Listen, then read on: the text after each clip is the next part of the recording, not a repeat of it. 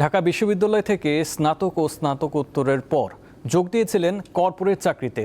ছিল সুনিশ্চিত ও আরামদায়ক শহুরে জীবন, কিন্তু চাকরির গণ্ডিতে আটকে না থেকে নিজের স্বপ্ন বাস্তবায়নে গ্রামে ফিরে আসেন সৈয়দ আল আমিন। দিনাজপুরের চিরির বন্দরে তিনি গড়ে তোলেন ব্ল্যাক বেঙ্গল ছাগলের বাণিজ্যিক খামার, যা এখন এলাকায় বিশাল সম্ভাবনার দুয়ার খুলে দিয়েছে। দিনাজপুর জেলার চিরিরবন্দর উপজেলার ১ নং নসরতপুর ইউনিয়নের ফকিরপাড়ায় সৈয়দ আল আমিন ঢাকা বিশ্ববিদ্যালয়ে পড়াশোনা শেষ করে তিনি এখন ব্ল্যাক বেঙ্গল জাতের ছাগলের খামার তৈরি করেছেন। আমাদের দেশীয় ছাগল হারিয়ে যেন না যায়, সেজন্যই তিনি বাণিজ্যিকভাবেই শুধুমাত্র ব্ল্যাক বেঙ্গল জাতের ছাগল নিয়েই তার এই খামার। আমার আসলে ছাগল পালন নিয়ে একটা আগ্রহ ছিল আগে থেকেই। আমি কিন্তু শুরু করেছিলাম ফার্ম প্যাটার্নে। যখন শুরু করলাম তখন আমি ১৪টা মা ছাগল আর একটা পাঠা, এই ১৫টা ছাগল দিয়ে আমি শুরু করলাম আজ থেকে ১.৫ বছর আগে। এখন আমার তাদেরই প্রোডাকশন, তাদেরই সবকিছু মিলে কিন্তু ৯০টা প্লাস ছাগল।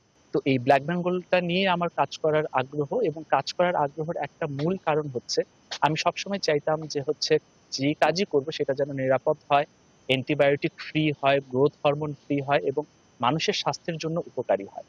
আর আমার এই ছাগলের খামারটা শুধুমাত্র যে আমি করছি তা না, আমার এই ১.৫ বছরে আমার গ্রামে অনেকেই যারা ক্রস করতো, খুব মজার বিষয়, যখন দেখছে যে আমি এসে করছি তখন তারাও উদ্বুদ্ধ হয়ে আমার কাছ থেকে ছাগল নিয়েছে, নয়তো বাহির থেকে দেশি ছাগল কালেক্ট করে দেশি ছাগলের একটা একটা প্রচলন আবার বাড়ছে আমাদের গ্রামে। এটা একটা ভালো খবর।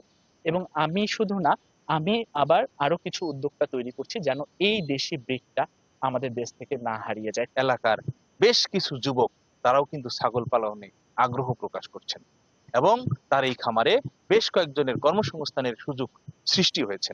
আমি দেখলাম, অনেক ভালো লাগলো। দেখি আমিও ওনার কাছ থেকে পরামর্শ নিয়ে চেষ্টা করবো যাতে শুরু করা যায়। আমি একটা আমার নিজস্ব একটা স্বপ্ন আছে, মানে নিরাপদ খাদ্য নিয়ে, নিরাপদ খাদ্য। তারপর সেটার জন্যই মানে এখানে আসা। তার পরিবারও এই ব্ল্যাক বেঙ্গল জাতের ছাগল পালনের বা খামার তৈরি করার কাজে উৎসাহিত প্রদান করছেন।